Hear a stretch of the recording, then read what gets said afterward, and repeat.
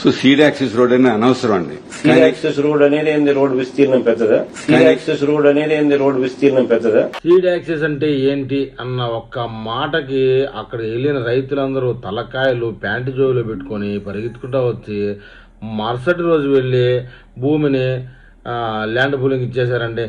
వద్దు బాబో ఈ జగన్మోహన్ రెడ్డి సలహాలు అని చెప్పేసి బుద్ధి తక్కువ వెళ్ళామని చెప్పేసి వాళ్ళందరూ ఒకరినొకరు చెవులు కరుక్కున్నారంట. విషయం ఏంటంటే ఏదో అమరావతి రైతులు వచ్చారు నీ దగ్గరికి, వాళ్ళని ఎలాగో మంచి చేసుకోవాలనేది లేకుండా సీడ్ యాక్సిడెంట్ ఏంటి, అది ఏమన్నా విస్తీర్ణంలో పెద్దదా?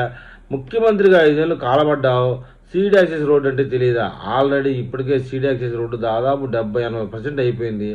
అక్కడక్కడ వ్యతిరేకించేటువంటి రైతుల వల్ల ఆ జాయింట్లు వేసే పరిస్థితి లేకుండా పోయింది.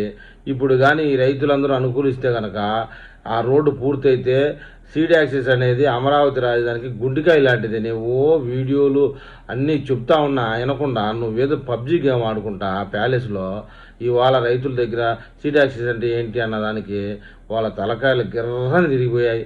మొత్తానికి నువ్వు ఈ స్టాండ్లోనే ఉండాలన్నా, నువ్వు ఈ స్టాండ్లో ఉంటేనే అమరావతి కొంత స్పీడ్గా అవుతుంది.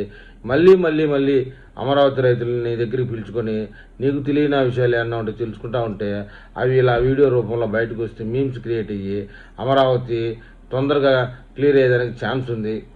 సో సీడ్ యాక్సిస్ రోడ్ అనేది అనవసరం అండి. సీడ్ యాక్సిస్ రోడ్ అనేది ఏంది? రోడ్ విస్తీర్ణం పెద్దదా? సీడ్ యాక్సిస్ రోడ్ అనేది ఏంది? రోడ్ విస్తీర్ణం పెద్దదా?